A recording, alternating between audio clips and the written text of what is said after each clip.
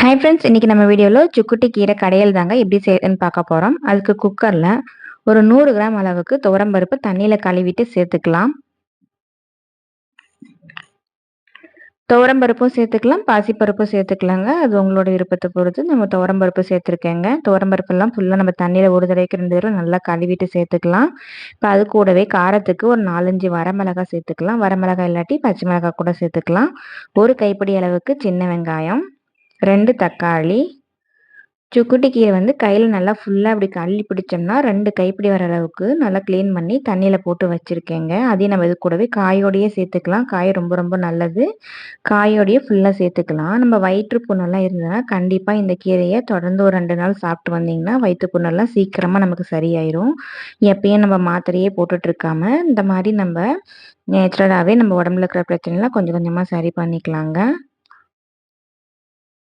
இப்போ கீரை எல்லாத்தையும் நம்ம சேர்த்துட்டு கொஞ்சமாக தண்ணி அது கூட கீரை முழுகிற அளவுக்கு தண்ணி சேர்த்துட்டு கொஞ்சமாக மஞ்சள் தூள் உப்பெல்லாம் சேர்த்து நல்லா இந்த மாதிரி உள் பக்கமாக வர மாதிரி ஃபுல்லாக கீரையெல்லாம் நம்ம நல்லா கலந்து விட்டுடலாம். கலந்து விட்டுட்டு குக்கரில் ஒரு 3 விசில் விட்டு எடுத்து வந்துட்டேங்க. கீரை பருப்பெல்லாம் நல்லாவே வெந்துருச்சு பாருங்கள். இப்போ தண்ணி எல்லாத்தையும் நம்ம ஃபுல்லாக வடிகட்டி எடுத்துகிட்டு வந்துடலாம்.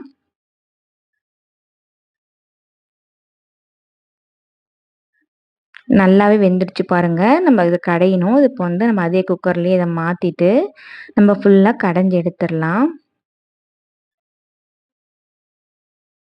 இப்போ குக்கர்லயே சேர்த்துட்டேங்க. மத்து இல்லன்னா, நீங்க குழம்பு ஊத்துற கரண்டி இருக்கு இல்லைங்களா? அத போட்டு நல்லா நீங்க சுத்தி விட்டீங்கனாவே நல்லா கீரையெல்லாம் மஞ்சிரும்.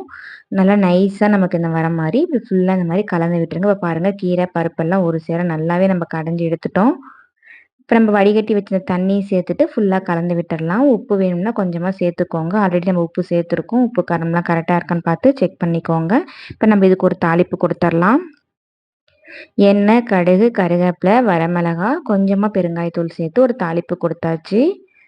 ரொம்ப ரொம்ப சுலபமா சூப்பரான சுக்குட்டி கடையல் எப்படி செய்யறதுன்னு நம்ம இந்த வீடியோல பார்த்தோம். ரொம்ப ஹெல்த்தியான ரெசிபிங்க. கண்டிப்பா நீங்களும் உங்க வீட்ல செஞ்சு பாருங்க. குழந்தைங்களுக்கெல்லாம் கண்டிப்பா இத செஞ்சு குடுங்க. ரொம்ப ரொம்ப நல்லதுங்க. சூப்பரான சுக்குட்டி கீரை கடையல் எப்படி செய்யுதுன்னு நம்ம இந்த வீடியோல பார்த்தோம். இந்த வீடியோ உங்களுக்கு பிடிச்சிருந்ததுன்னா மறக்காம நம்ம சேனலை சப்ஸ்கிரைப் பண்ணிட்டு அப்படியே லைக் பண்ணிக்கோங்க ஃப்ரெண்ட்ஸ். உங்க ஃப்ரெண்ட்ஸ் அண்ட் ஃபேமிலிக்கும் ஷேர் பண்ணி விடுங்க. Thank you.